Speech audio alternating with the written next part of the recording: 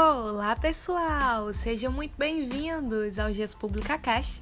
No episódio de hoje, eu trago um amigo muito querido chamado Edvan Santos, que cursamos o curso de Gestão Pública juntos, mas ele também é graduado em Gestão Ambiental e hoje a gente vai bater um papo sobre o novo marco legal do saneamento básico. Marco esse que abre a possibilidade de gestores públicos atuarem na área e também faz com que o serviço prestado à população seja melhor. Então, vamos lá? Olá, sejam muito bem-vindos, amigos do canal GES Pública. Aqui quem vos fala é Edvan Santos. Sou graduado em Gestão Ambiental e em Gestão Pública pelo Centro Universitário de João Pessoa, UNP.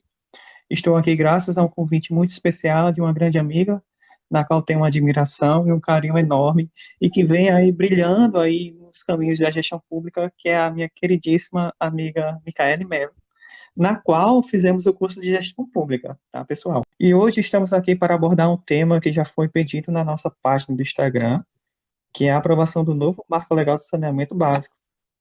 O objetivo aqui é transmitir o conhecimento através de uma linguagem clara e objetiva, trazendo e abordando os assuntos que são de grande importância para a nossa sociedade.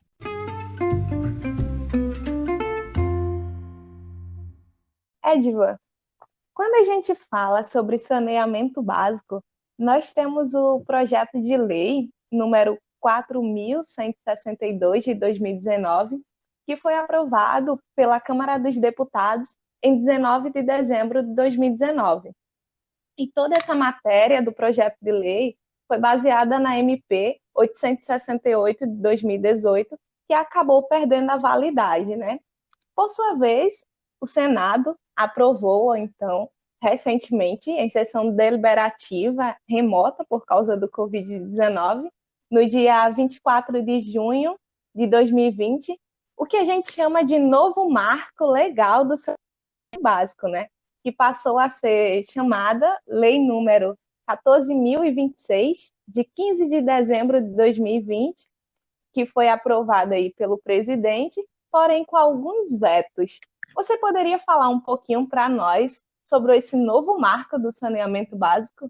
Sim, Mica, seria um prazer. Antes de entrarmos diretamente no assunto, é importante esclarecermos como funciona, como são as etapas, as fases do processo legislativo brasileiro, né?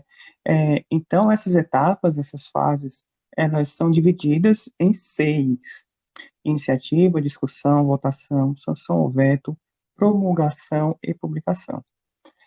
A iniciativa, ela parte das pessoas que podem propor leis, então, seja deputados, senadores, comissão da Câmara, do Senado, do Congresso, presidência, também Procurador-Geral da República, e como o povo, né? Como também o povo, desde que seja obedecido às regras da iniciativa popular.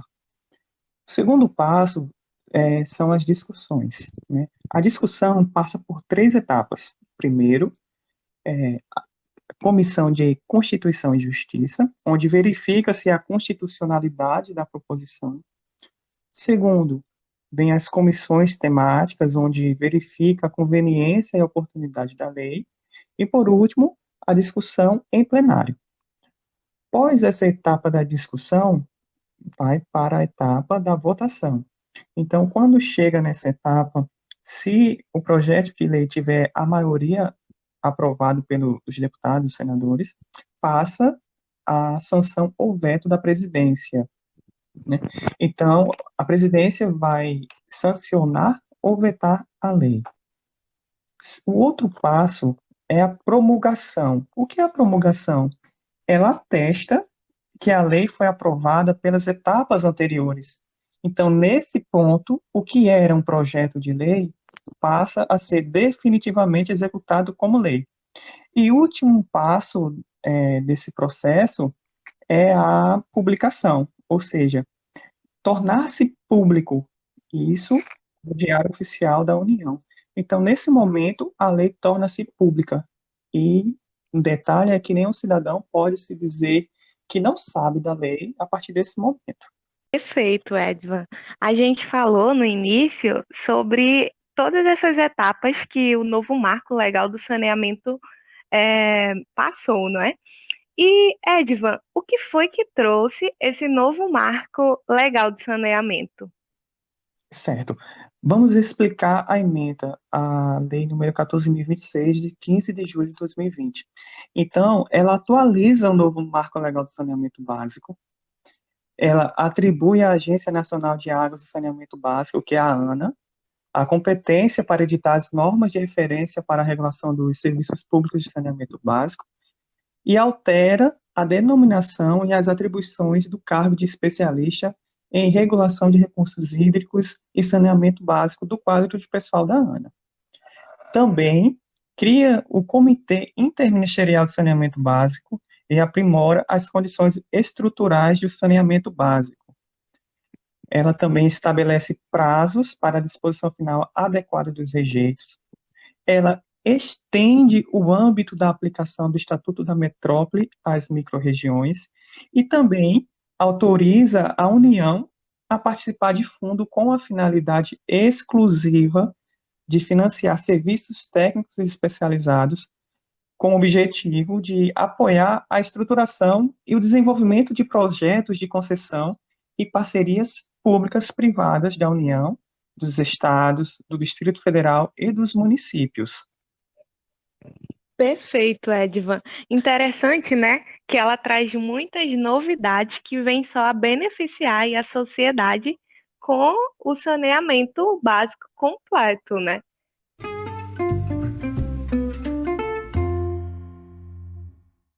Me fala um pouco mais sobre essa nova lei, as coisas que ela traz e as novidades. Pessoal, olho no foco.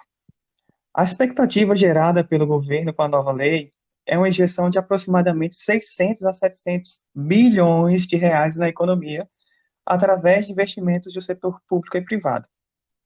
Então, com a nova lei, será permitido o contrato de empresas públicas e privadas através do processo licitatório, atendendo os requisitos descritos no edital. Atualmente, os contratos são celebrados na maioria por companhias estaduais de saneamento sem o processo de licitação. Eles são celebrados sem concorrência e fechados diretamente entre os titulares dos serviços e as concessionárias, gerando um monopólio, o que acaba impedindo a entrada de outras empresas no setor. Então, a meta do governo federal é alcançar a universalização até 2033. Com isso, garantir que 99% da população brasileira tenha acesso à água potável e 90% ao tratamento e à coleta de esgoto. Antes de falarmos sobre as oportunidades e desafios do novo Marco Legal de Saneamento básico, é importante sabermos qual o diagnóstico do país, qual a realidade da população, qual a realidade do município. Isso quando se fala em saneamento básico. No Brasil, o saneamento básico é um direito fundamental assegurado pela Constituição Federal de 88. Assim como todos os direitos humanos, decorre da dignidade humana. Então, no saneamento básico, o que se engloba? Ele parte do abastecimento de água potável, o esgotamento sanitário, a limpeza urbana e o manejo de resíduos sólidos, e a drenagem das águas pluviais. Então, esses quatro formam os pilares que são correspondentes aos serviços de infraestrutura e instalações operacionais. E também é assegurado pela Lei número 11.445 de 2007. Esta lei, ela estabelece as diretrizes nacionais para o saneamento básico e para a política federal de saneamento básico. Ou seja, temos um direito assegurado pela Constituição e também ele é assegurado por lei. Então, eu trago para vocês aqui alguns dados de esgotamento sanitário, dados do Brasil, né, isso de esgotamento sanitário em 2018. A fonte é o SINIS, que é o Sistema Nacional de Informações sobre o Saneamento. Então, em 2018, um total de 5.570 municípios, isso totalizando aproximadamente 208 milhões de habitantes. A amostra partiu de 4.050 municípios, cerca de 72,7% dos municípios brasileiros, e representando aí 89,6% da população total. Então, com essa amostra, é possível termos um diagnóstico de 2018, a gente já há 2 anos aí. Esse é o dado mais atual do Sinis, certo? Então, quando a gente parte desse dado aqui, a gente consegue extrair algumas coisas muito interessantes sobre o saneamento básico. Primeiro, que 78,81% do esgotamento sanitário pertence à administração pública direta. Isso eu estou falando dos prestadores de serviços, certo? 15,80% pertence às autarquias, 3,91% pertence às empresas privadas, 1,14% são representadas pelas sociedades de economia mista, apenas 0,22% são de empresas públicas e 0,11% são de órgão social. Em 2018, a extensão da rede se dava em 325,6 mil quilômetros. Porém, apenas 32,5 milhões tinham ligações de esgoto. O dado do esgotamento sanitário que o CIMI está trazendo para a gente, ele mostra um dado muito preocupante, que é apenas 46,3% do tratamento de esgoto gerado no Brasil é tratado. Ou seja, de um total aí de 5.570 municípios, 208,5 milhões de habitantes, a gente tem aí 32,5 milhões de quilômetros de ligações de esgoto, mas apenas 46,3% é tratado. O restante desse esgoto, a destinação final dele aí é a céu aberto. Então, outro ponto aqui que a gente está abordando é o índice de atendimento total de esgoto por região. Então, a população atendida, ela em 2018, chegou a 107,5 milhões de pessoas. Isso aí, a média do Brasil ficou em 53,2%. Quando a gente fala em regiões, quando a gente divide o país em regiões, você consegue ter uma visão mais ampla da realidade do país. A gente tem o estado com o maior índice de atendimento de esgoto, que é o Sudeste. Ele tem 79,2% da população atendida, é a maior região que tem esse atendimento. Porém, a região Norte, né, que é a maior região do nosso país, ela tem apenas 10,5% de atendimento total de esgoto. Isso é muito preocupante, muito mesmo. Você tem a região de maior índice pluvial, né? Você tem um dos maiores rios do mundo e apenas 10,5% do tratamento de esgoto a população é atendida por isso, assim. Então, quando a gente partindo aqui para a nossa região, o Nordeste, em 2018, segundo o Sinis, apenas 28% tinha o atendimento de esgoto. É muito preocupante. Você consegue observar a realidade do país. E quando a gente fala de investimentos, isso aqui é o que mais preocupa, porque em 2017 foram investidos 3,88 bilhões de reais em infraestrutura. E no ano seguinte, em 2018, foram investidos 4,74 bilhões. Ou seja, de um ano, você teve um acréscimo de investimento de 860 milhões para todo o país, né? Um país de dimensões aí, dimensão continental que se fala, não é isso, Mica? Exatamente. Então você consegue ver, nossa, você tem um direito que é fundamental, né? Um direito fundamental, ele está na Constituição, né? Você tem um direito que é assegurado por lei, mas quando você vai para a realidade, você vê que apenas 53% da população tem um atendimento de esgoto. Isso é muito preocupante. E Edivan, isso se torna preocupante também porque é um problema grave de saúde pública, né? Enquanto você deixa de gastar com saneamento básico completo, você acaba gastando muito mais com saúde. Exatamente. Então, com esses dados apresentados pelo Sinis, né, que o mais recente foi de 2018, é possível ter uma dimensão da realidade brasileira. E que com a chegada da pandemia, né, trazida pelo Covid-19, expôs, o quanto o Brasil está atrasado, tanto em relação às políticas públicas voltadas para a manutenção da saúde, quanto para diretamente ao assunto ali, que é o saneamento básico. Isso é um caso de saúde, né, que ficou muito exposto agora, infelizmente, com a chegada da Covid-19 no país.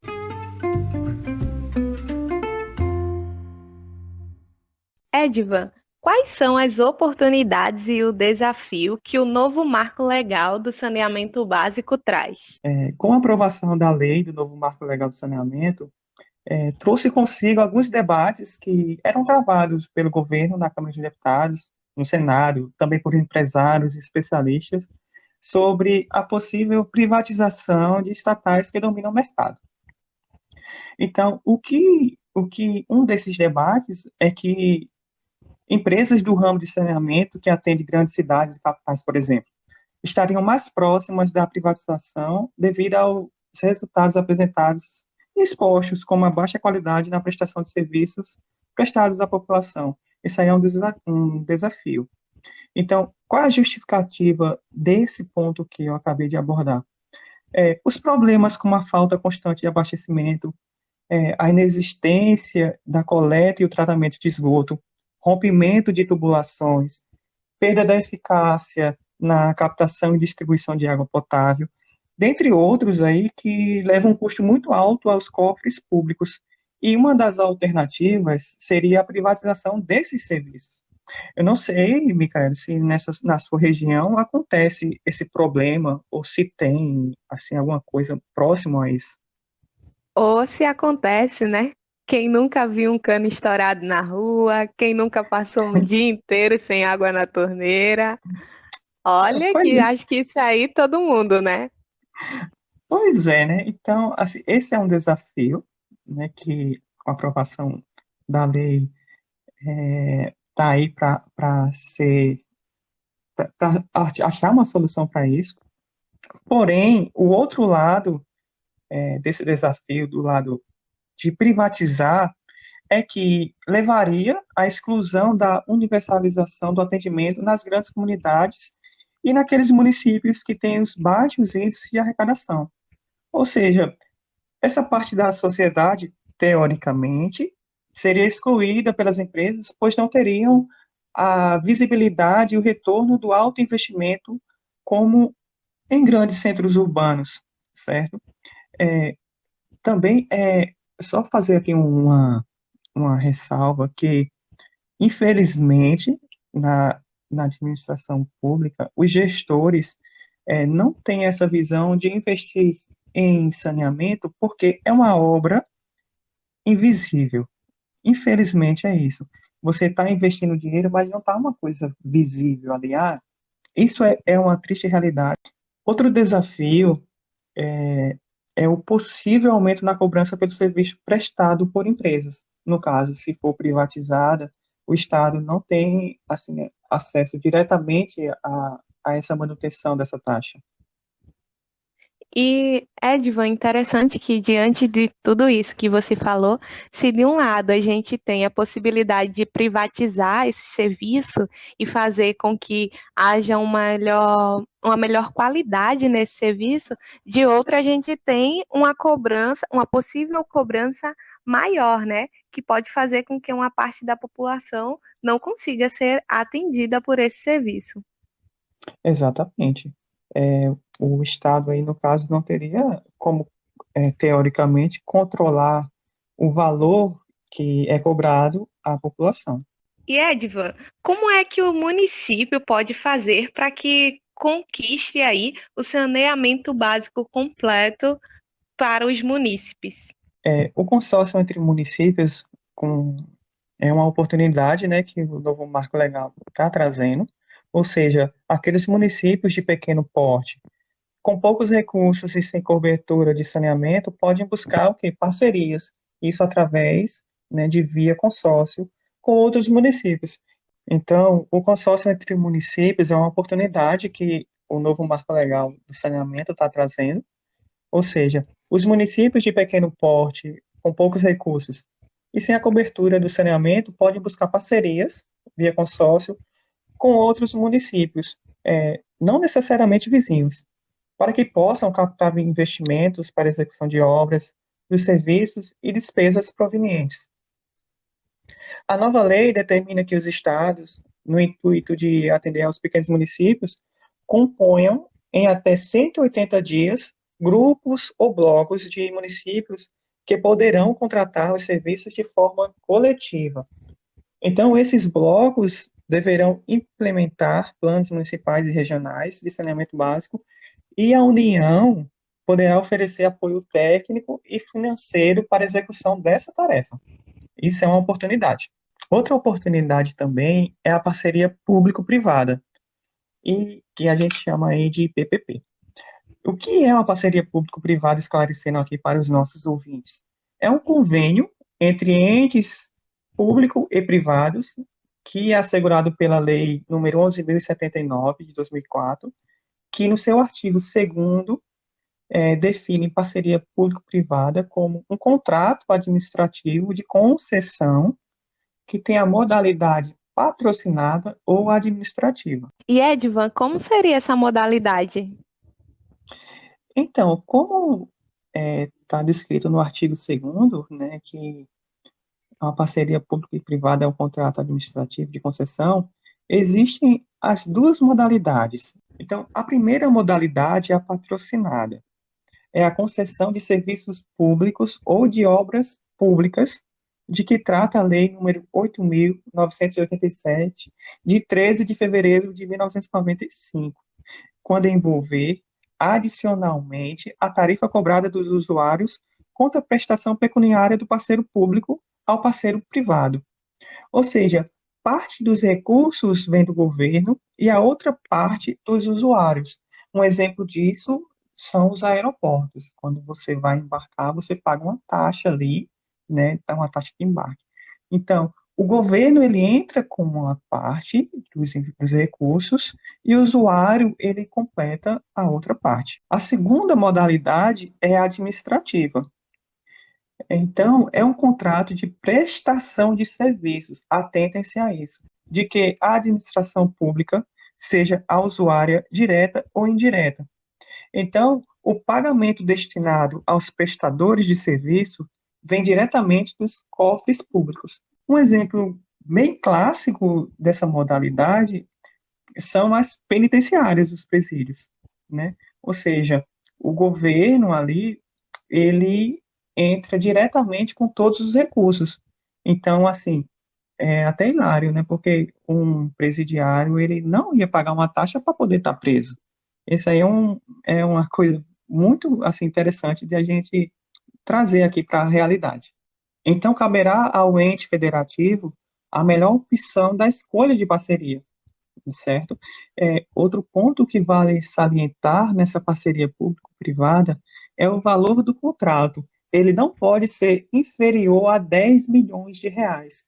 Lembra que lá no começo eu falei que a estimativa do governo federal era de entre 600 e 700 bilhões de reais na injeção da economia?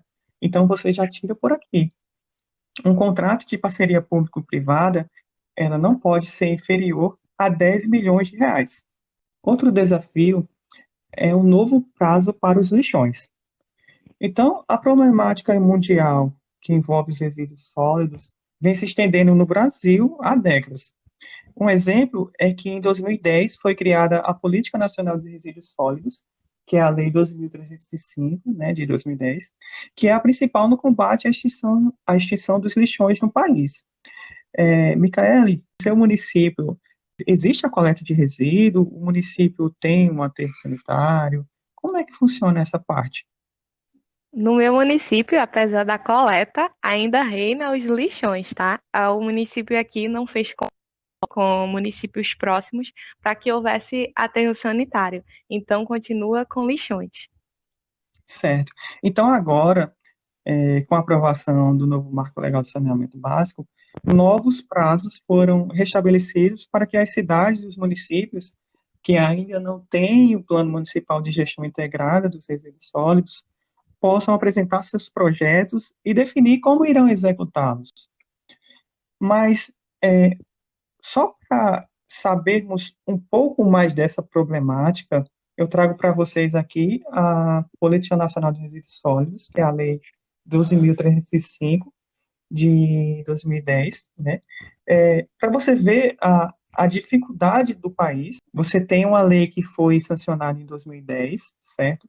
Que ela reúne os princípios, os objetivos, os instrumentos, as diretrizes, as metas e ações a serem adotados pela União, tanto isoladamente ou em parceria com estados, Distrito Federal e municípios e particulares. É uma lei que visa a gestão integrada, né, o gerenciamento ambientalmente adequado dos resíduos sólidos.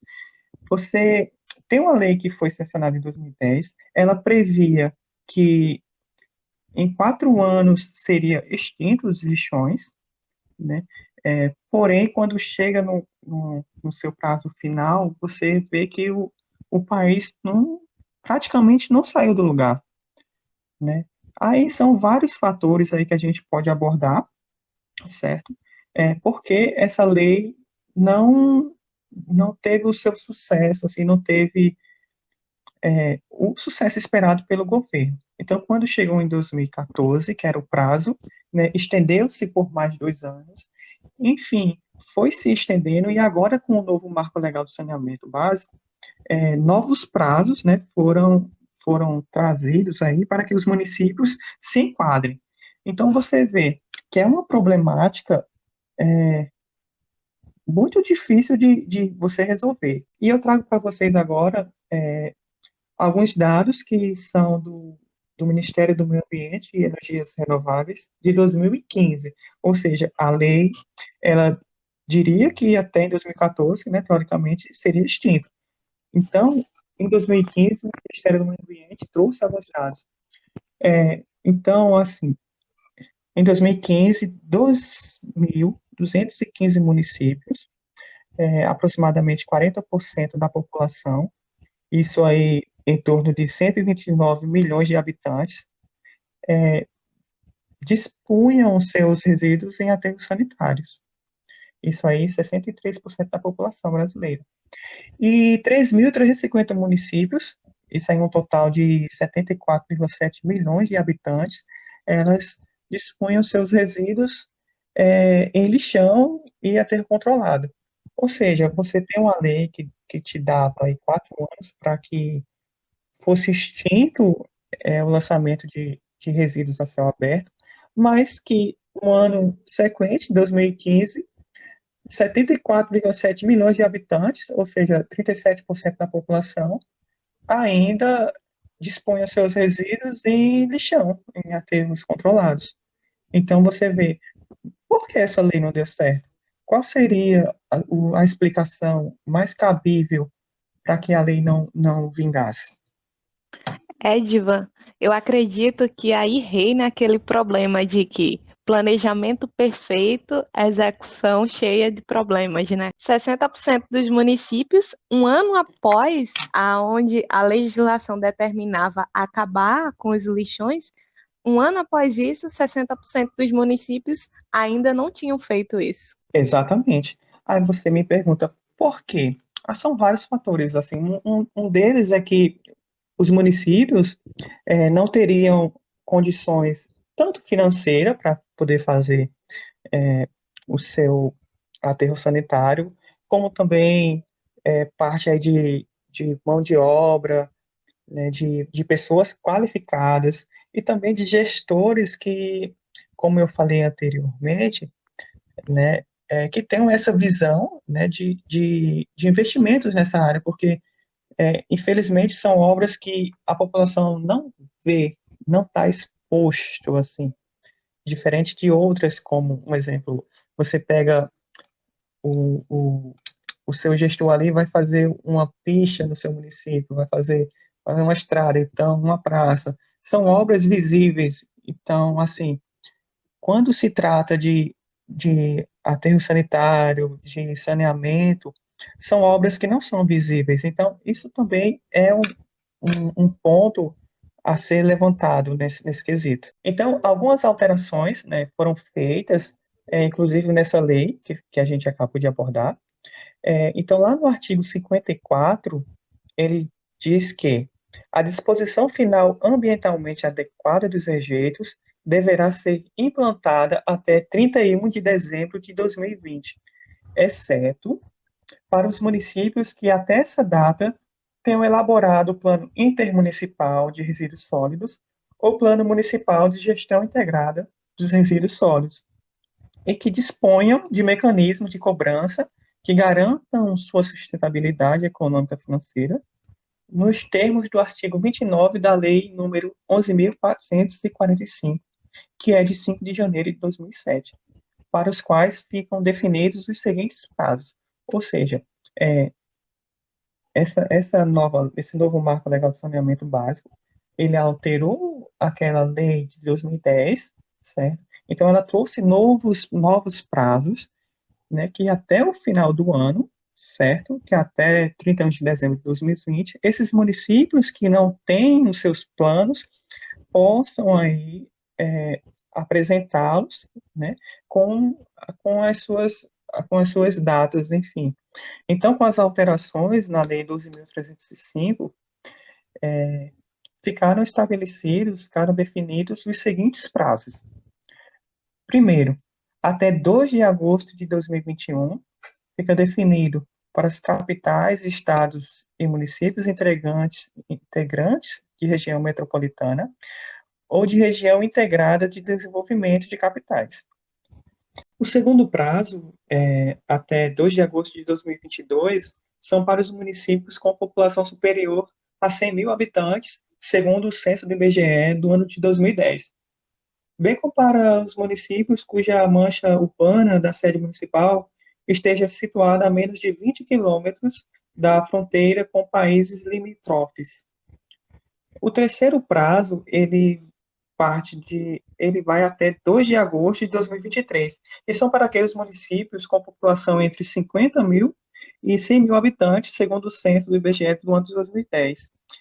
E o último prazo, que vai até 2 de agosto de 2024, são para municípios com população inferior a 50 mil habitantes, segundo dados do censo do IBGE do ano de 2010. Ou seja, a lei principal da Política Nacional de Resíduos Sólidos, ela estabelecia, né, as diretrizes e tal, e que até 2014 seria extinto os lixões, né, o lançamento de resíduos a céu aberto. Então, agora, com o novo marco legal do saneamento básico, novos prazos foram estabelecidos. Porém, é importante você salientar aqui que a referência para esses municípios são do censo do IBGE do ano de 2010. Então, de 2010 até 2020, houve grandes mudanças. Então, assim, fica esse ponto aí a se pensar. Quando falamos em distribuição de água, em tratamento de esgoto, estamos falando de saúde pública. E quando a gente fala em saúde, nós temos a Organização Mundial da Saúde, que é a OMS, que diz que para cada dólar investido em água e saneamento, são economizados 4,3 dólares em custos de saúde no mundo, certo? E também nós temos a Organização das Nações Unidas, que é a ONU. O que a ONU diz? A organização diz que saneamento é um direito humano e que mais da metade da população vive sem saneamento seguro, ou seja, aproximadamente 4,2 bilhões de pessoas. Então, vale lembrar que o Objetivo do Desenvolvimento Sustentável, que é o ODS número 6, promete saneamento seguro para todos até 2030. Ao total, são 17 Objetivos do Desenvolvimento Sustentável que foram adotados pela comunidade internacional. Isso representa aí 193 países no ano de 2015. Então, conforme o relatório da ONU em 2019, atente-se a isso, ouvintes, cerca de 673 milhões de pessoas, eu disse, 673 milhões de pessoas ainda praticam defecação a céu aberto. A falta de saneamento causa aproximadamente 432 mil mortes por diarreia por ano. Estima-se que 297 mil crianças com menos de 5 anos de idade morram todos os anos de diarreia devido à falta de água potável, saneamento, higiene das mãos, incluindo também os riscos de transmissão de doenças como a cólera, disenteria, a febre tifoide, hepatite A e poliomielite. Então, Edivan, além de o não cumprimento de um direito fundamental, a gente também tem a economia na área da saúde e também a não existência de doenças que podem acarretar a morte de diversos cidadãos quando se investe em saneamento básico, não é isso? Exatamente, né? Então, segundo a OMS, como foi dito aí, para cada $1, você tem 4,3 investidos na área da saúde, né? Isso é muito importante. Quando nós trazemos aqui para a realidade do país, é, isso se torna aí mais evidente, né? Que a gente não tem, praticamente metade da população não tem acesso a, ao tratamento de água e de esgoto.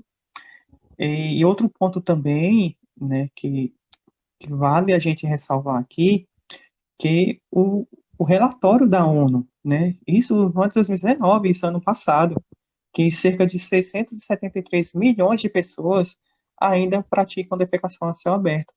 Gente, vocês têm noção dessa realidade? É uma triste realidade para o nosso mundo, né? E quando a gente traz aqui para o Brasil, você vê lá que na região norte, você tem apenas 10% da população aí com tratamento de água e esgoto, a gente fica muito triste com a nossa gestão, certo? E também a problemática da falta de saneamento, né? A quantidade de crianças mortas aí por diarreia, né? Durante todo o ano aí, que estima-se que 297 mil crianças com menos de 5 anos de idade morram todos os anos. É muito triste, é muito triste isso, assim, a gente para pensar assim como gestor, né? Você vê que o nosso país, ele infelizmente é um exemplo dessa realidade, né? E também outros riscos, né, com a transmissão de doenças, né, que a gente tem a cólera, né, a disenteria, a febre, a febre tifoide, aí, hepatite, dentre outras, né? Isso tudo devido à falta de saneamento e água tratada. Muito interessante, Edvan. E muito importante, como gestores públicos, a gente saber disso e ter consciência dessa importância do saneamento para a vida das pessoas, para a vida da população de um modo geral, né? Exatamente.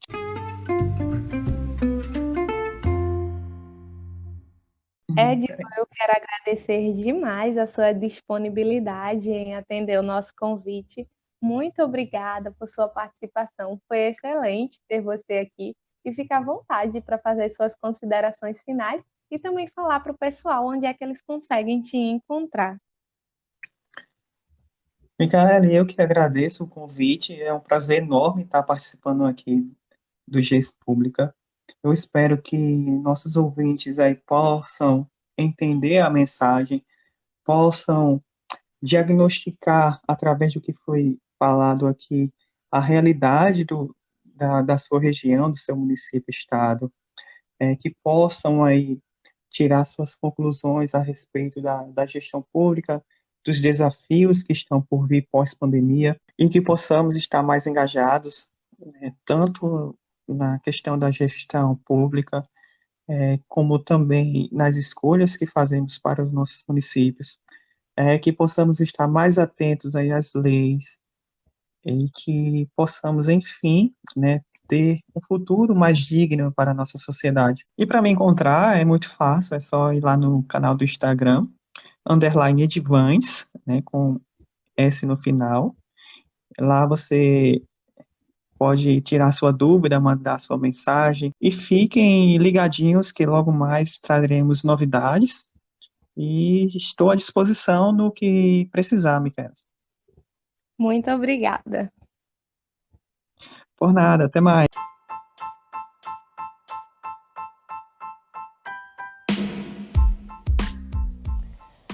Então é isso, pessoal. Eu espero que vocês tenham gostado desse nosso bate-papo.